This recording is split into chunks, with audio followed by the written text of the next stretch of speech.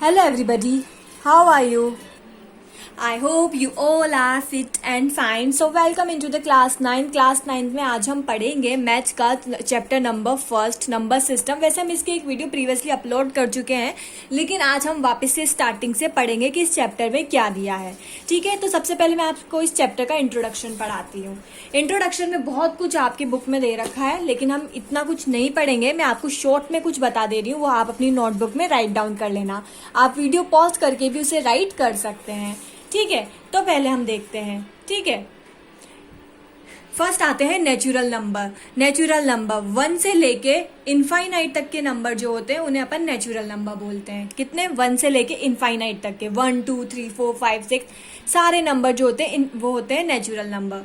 फिर आते हैं अपने होल नंबर. होल नंबर में जीरो भी इंक्लूड हो जाता है. जीरो से लेके इनफाइनाइट तक के जो नंबर होते हैं वो होते हैं आपके होल नंबर. आई बात? नेचुरल में जीरो इंक्लूड नहीं होता, होल नंबर में जीरो इंक्लूड होता है. फिर आते हैं आपके इंटीजर्स. इंटीजर्स में क्या आते हैं? इंटीजर्स में नेगेटिव भी आते हैं, पॉजिटिव नंबर भी आते हैं और जीरो भी इंक्लूड होता है. जो नेचुरल नंबर और होल नंबर होते हैं उनमें नेगेटिव वाले वैल्यू नहीं आती है, जबकि इंटीजर्स वो होते हैं जिनमें नेगेटिव वैल्यू भी आती है, पॉजिटिव वैल्यू भी आती है और जीरो भी आता है. इसे देखो, मैंने एक लाइन में, ये नंबर लाइन में मैंने आपको डिनोट भी किया है, द जीरो.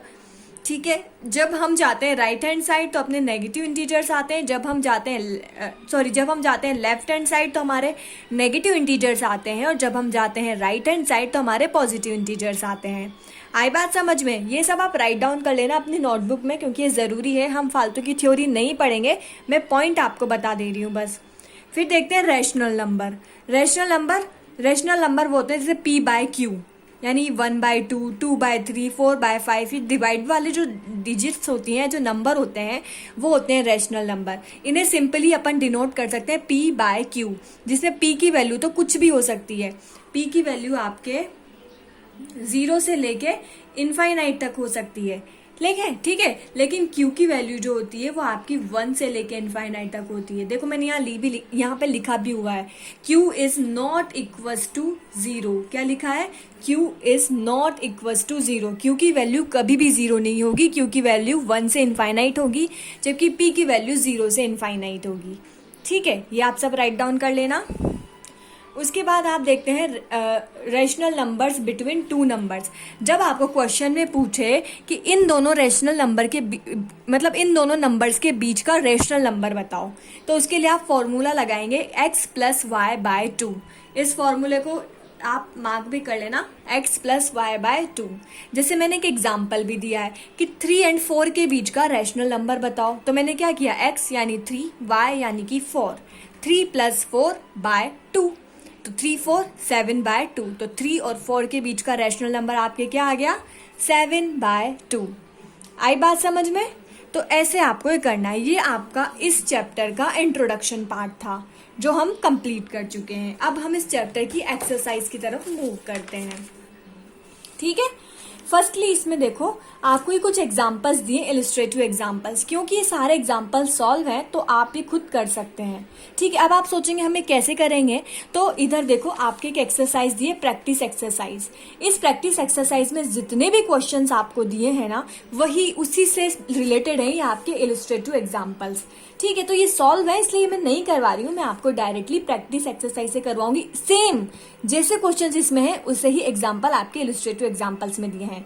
लेकिन फिर भी अगर आपको वो समझ नहीं आ रहे हैं मेरे ये सॉल्व करवाने के बाद भी, तो भी आप मुझसे पूछ सकते हैं. ठीक है, अब हम प्रैक्टिस एक्सरसाइज का 1.1 वाला फर्स्ट. ठीक है, अब हम एक्सरसाइज 1.1 इसकी पढ़ते हैं. देखो, आज हम इसकी एक्सरसाइज 1.1 हम इसकी रीड करेंगे. ठीक है, इसका फर्स्ट क्वेश्चन देखो आप. फर्स्ट क्वेश्चन नंबर हम इसका देखते हैं. दिख रहा है आप सबको? If 0 is a rational number. ये क्या बोल रहा है कि अगर हम 0 को रैशनल नंबर मान लें. वैसे तो 0 रैशनल नंबर नहीं होता, लेकिन ये बोल रहा है कि हम 0 को रैशनल नंबर मान लेते हैं.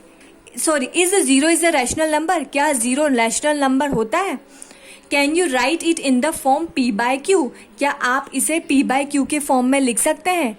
Where p and q are integers, जहां पर p और q क्या है? इंटीजर्स हैं। ये पूछ रहा है क्या 0 एक रैशनल नंबर होता है, और क्या आप इसे p बाय q की फॉर्म में लिख सकते हैं अगर q is not equal to 0 हो? क्या आप ऐसा कर सकते हैं? बताओ। तो हाँ, मैं बताती हूँ आपको सॉल्व कैसे करना है। देखो, हम कौन सा क्वेश्चन नंबर 1 कर रहे हैं? कौन सा कर रहे हैं? क्वेश्चन नंबर 1 कर रहे हैं। इसमें आप देखते हैं, हम 0 रैशनल नंबर हो सकता है। पढ़ा था हमने कैसे? हमने पढ़ा था p बाय q।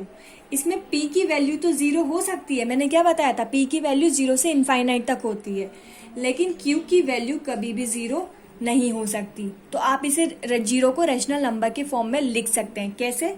ऐसे 0 बाय 1, 0 बाय 2, 0 बाय 3, 0 बाय 4, ऐसे आप इसे राइट कर सकते हैं। ठीक है, आगे बात समझ में? तो यही आपका आंसर हो गया कि हाँ, yes, 0 is a rational number और p बाय q की फॉर्म में लिख सकते हैं, क्योंकि p तो 0 हो सकता है लेकिन q is not equal to 0। तो वैल्यू क्या आ जाएगी? 0 बाय 1, 0 बाय 2, 0 बाय 3, 0 बाय 4। आगे बात समझ में? अब हम नेक्स्ट क्वेश्चन इसका रीड करते हैं। चलो देखो, नेक्स्ट क्वेश्चन क्या है? Represent 7.2, -3/2, -12/5 on the number line. आपको क्या है कि ये जो नंबर्स दिए हैं ना आपके, इनको नंबर लाइन पर रिप्रेजेंट करना है। ठीक है, कि आप इनको नंबर लाइन, अब आपको पता है, हम क्वेश्चन नंबर 2 करते हैं। नंबर लाइन होती है आपकी ऐसी, यहाँ पर होता है आपका 0, यहाँ पर आपका 1, यहाँ आपका 2, 3, 4, 5, 6, 7। ठीक है, और वैसे ही यहाँ पर भी होता है -1, -2, -3, -4, -5, -6 और -7। ठीक है, अब आपको फर्स्टली तो रिप्रेजेंट करना है किसको? 7.2 को। किसको? 7.2। तो देखो, 7.2 पॉजिटिव साइड पे आएगा। ठीक है, तो हम इधर जाएंगे 1, 2, 3, 4, 5, 6, 7। ये आपका 7 है, तो 7.2 7 से थोड़ा सा आगे होगा, तो यहाँ पर डॉट लगाना आप 7 से थोड़ा सा आगे। ठीक है, और यहाँ पे लिख देना ये आपका 7.2 है। आई बात समझ में? अब दूसरा आपको रिप्रेजेंट करना है किसको? -3/2 को। अब इसको कैसे? अब आप क्या करो, इसको इस फॉर्म में लिख दो। 2 में 3 डिवाइड करेंगे तो -1.5 आएगा। ठीक है, अब -1.5 की वैल्यू कहाँ आएगी? 0 से इधर, -1 के जस्ट बाद, -1 और -2 के सेंटर में आएगी -1.5 की वैल्यू। तो ये आपका हो गया -1.5, या इसे आप -3/2 भी बोल सकते हैं। और थर्ड आपको रिप्रेजेंट करना है क्या? क्या करना है? -12/5।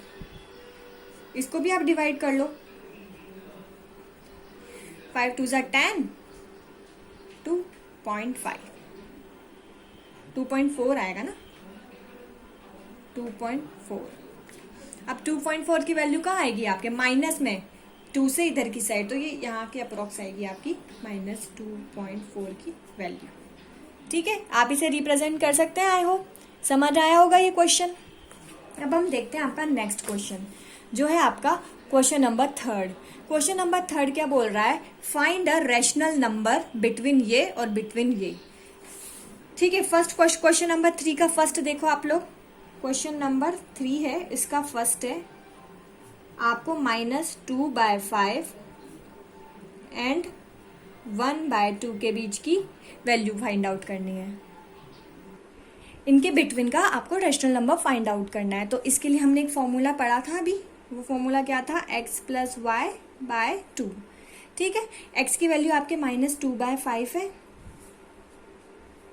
y की वैल्यू आपके 1/2 है, डिवाइड बाय 2। ठीक है, 5 और 2 का एलसीएम लेंगे तो 10 आएगा। ठीक है,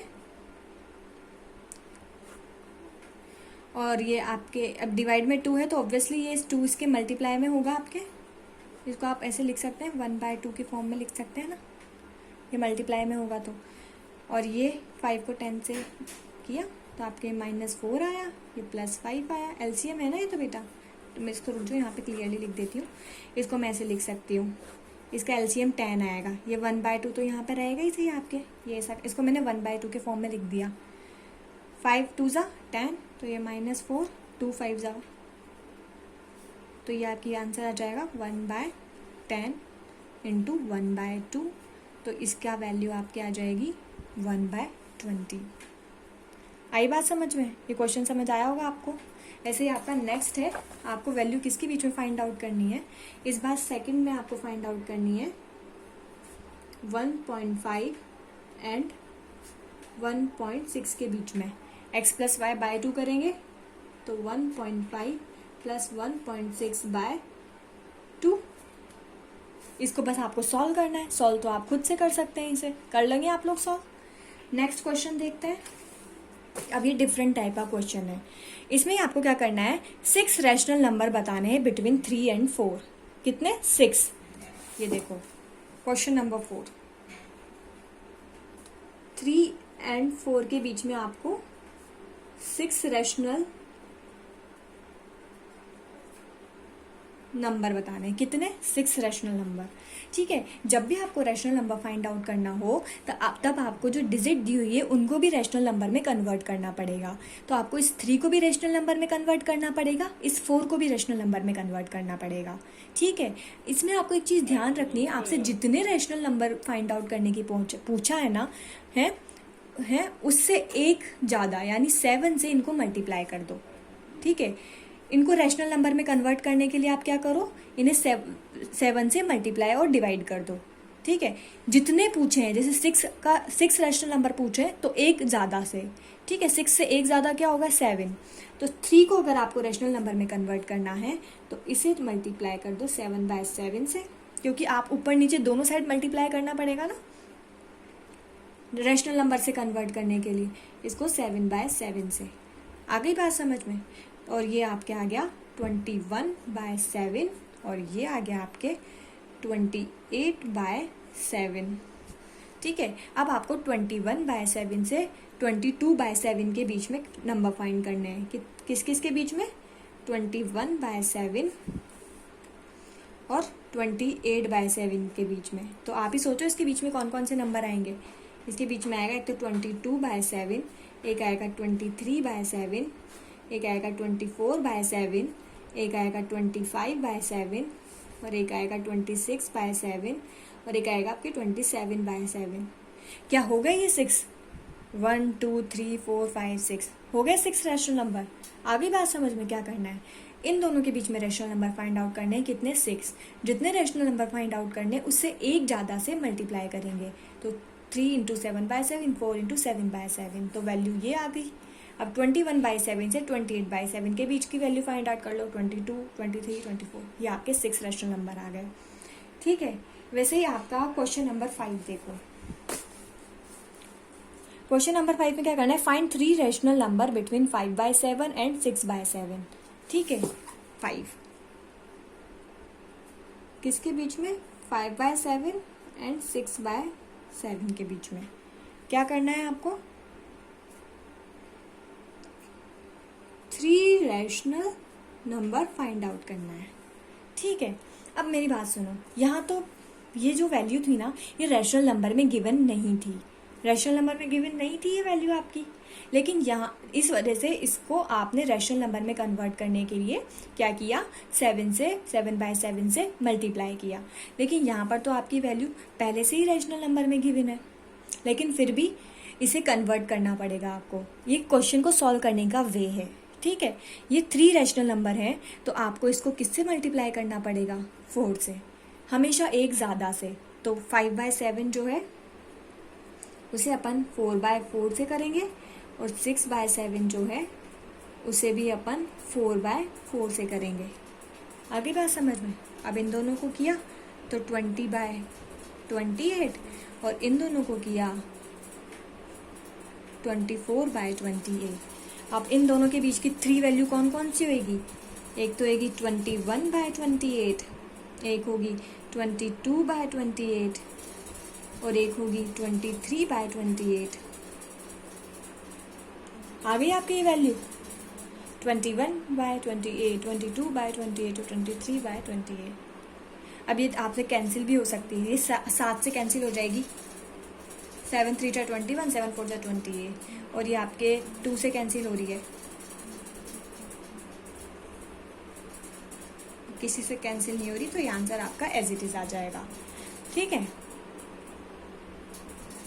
ठीक है, आप इसे ऐसे भी सॉल्व कर सकते हैं। वैसे आपका आंसर यहाँ तक भी आ जाएगा, लेकिन यहाँ तक क्या करना है, आपको रैशनल नंबर दिया है, जितना रैशनल नंबर पूछा है उससे एक ज़्यादा से डिवाइड और मल्टीप्लाई करना है और फिर आपकी वैल्यू आ जाएगी। आप वीडियो पॉज करके इन क्वेश्चंस को लिख सकते हैं, ठीक है, साथ के साथ लिखना चाहे तो वैसे लिख सकते हैं। अब हम नेक्स्ट क्वेश्चन करते हैं। नेक्स्ट क्वेश्चन देखो, आप क्या करना है, 6 नंबर में 5 रैशनल नंबर बिटवीन 3/5 एंड 5/6। ठीक है, कौन सा क्वेश्चन नंबर है ये, 6। 3/5 एंड 5/6 के बीच में आपको कितने रैशनल नंबर बताने हैं, 5 रैशनल नंबर। अब मेरी बात सुनो, वहां पर हम क्या कर रहे थे, जितने रैशनल नंबर फाइंड आउट करने हैं उससे एक ज्यादा रैशनल नंबर से मल्टीप्लाई करते थे। लेकिन वहां आप क्वेश्चन भी तो देखो, यहाँ पर डिनोमिनेटर में दोनों वैल्यू सेम थी, यहाँ पर तो डिनोमिनेटर ही नहीं था।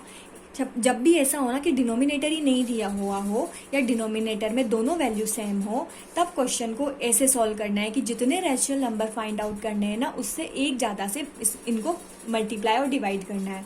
ये वाला मेथड कब यूज होगा, जब डिनोमिनेटर की वैल्यू सेम हो, डिनोमिनेटर की वैल्यू सेम हो या डिनोमिनेटर में कोई वैल्यू ना हो। ठीक है, ये आपको तब आपको ये वाला मेथड सॉल्व करना है। लेकिन आपका जो क्वेश्चन नंबर 6 है, इसमें तो क्या है, डिनोमिनेटर की वैल्यूज डिफरेंट है। ठीक है, अब इनको ऐसी वैल्यू से मल्टीप्लाई और डिवाइड करना है जिससे डिनोमिनेटर की वैल्यू क्या आ जाए, सेम आ जाए। ठीक है, ऐसी वैल्यू से मल्टीप्लाई और डिवाइड करना है जिससे डिनोमिनेटर की वैल्यू सेम आ जाए। अब ऐसी कौन सी वैल्यू है, जैसे 5 को अगर मैं 6 से मल्टीप्लाई करूँ तो 30 आता है, और 6 को 5 से मल्टीप्लाई करूँ तो 30 आता है। ओके, आ गई वैल्यू, दोनों में 30 आ गया। मैं बताऊँ कैसे, इसको आप मल्टीप्लाई करो 6/6 से, और इसको आप मल्टीप्लाई करो 5/5 से। ठीक है, तो 6 3/18 30, 25 30। तो ऐसी वैल्यू से मल्टीप्लाई करना है कि इनकी डिनोमिनेटर की वैल्यू सेम आ जाए। यहाँ पर किससे किया मैंने, 6/6 से, और यहाँ किससे किया, 5/5 से। ठीक है, डिनोमिनेटर की वैल्यू सेम आ जाए ऐसी वैल्यू से मल्टीप्लाई किया। अब इनके बीच की वैल्यूज लिख दो, 18/30 और 25/30 के बीच में क्या क्या आता है, 19/30, 20/30, 21/30, 22/30, 24/30, 25/30। आ गया आपका आंसर। आप चाहो अगर कुछ कैंसिल हो रहा हो इनमें से 20/30 कैंसिल हो जाएगा तो 0 से 0 कैंसिल होकर 2/3 आ जाएगा। आप कैंसिल भी कर सकते हैं, यहीं तक भी आंसर लिख सकते हैं। ठीक है, आगे बात, जब डिनोमिनेटर की वैल्यू सेम नहीं हो तो कौन सा मेथड लगाएंगे, कुछ ऐसी वैल्यू से मल्टीप्लाई करेंगे जिसमें आपके क्या हो, डिनोमिनेटर की वैल्यू सेम आ जाए। तो यहाँ पे डिनोमिनेटर की वैल्यू सेम आने के लिए मैंने यहाँ पे 6/6 यहाँ 5/5 से मल्टीप्लाई किया। ठीक है, अब इसका ऐसा ही सेम क्वेश्चन आपको एक और दिया है, सेम तो नहीं है, अलग है। इसमें क्या करना है आपको, find 6 rational number between 1.5 and 2.2, 1.5 and 2.2। ठीक है, क्वेश्चन नंबर 7, 1.5 और 2.2 के बीच में कितने 6 रैशनल नंबर फाइंड आउट करने। अब इसमें क्या करो, आप इसको ऐसे लिख सकते हो, 15/10 लिख सकते हो। जब आपका इसका डेसिमल हटाओगे तो नीचे 10 आता है ना, वैसे इसको आप क्या लिख सकते हो, 22/10। जब डेसिमल हटाओगे तो नीचे एक 0 आ जाएगी। अब देखो डिनोमिनेटर की वैल्यू सेम है ना डिनोमिनेटर की वैल्यू। ठीक है, अब मैंने आपको ये बात बताई रखी कि जब भी डिनोमिनेटर की वैल्यू सेम आए तो किससे मल्टीप्लाई करते हैं, जितनी रैशनल नंबर पूछे हैं उससे एक ज़्यादा से मल्टीप्लाई करते हैं। तो इसमें 7/7 से मल्टीप्लाई करेंगे, तो आप इधर 15/10 जो है उसे भी 7/7 से मल्टीप्लाई कर दो, और 22/10 जो है उसे भी 7/7 से मल्टीप्लाई कर दो। आगे बात समझ में, तो 15 7 जा कितना होता है, 105, और ये आ गया 70, और 22 ये 154/70। आई बात समझ में। अब इनके बीच की जितनी भी वैल्यूज हैं आप वो यहाँ पे लिख दो।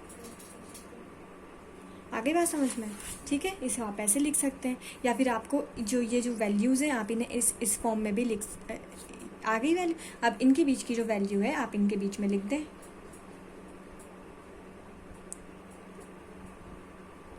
लिख देते हैं हम, तो 106/70, 107/70, 108/70, 109/70, 110/70। आपको कितनी वैल्यू फाइंड आउट करनी है? 6 ना, 1 2 3 4 5 हो गई, 111/70।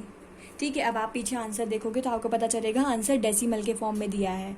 ठीक है, तो आप है ना जब 170 को 106 से डिवाइड करोगे ना तो 1.6 आंसर आएगा। इसको इससे डिवाइड करोगे तो 1.7, करके देख लेना भले आप। डिवाइड करोगे तो इनके आंसर यही आएंगे। ठीक है,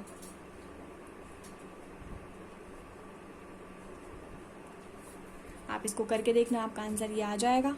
ठीक है, तो मैं आई होप आपको ये बात समझ आ गई होगी। ठीक है, रैशनल नंबर वाला। अब हम क्वेश्चन नंबर 8 आज हम यहीं तक देखते हैं। इसका नेक्स्ट वाला क्वेश्चन मैं आपको नेक्स्ट वीडियो में बताऊंगी। ठीक है, thank you everyone, stay home, stay safe, bye bye.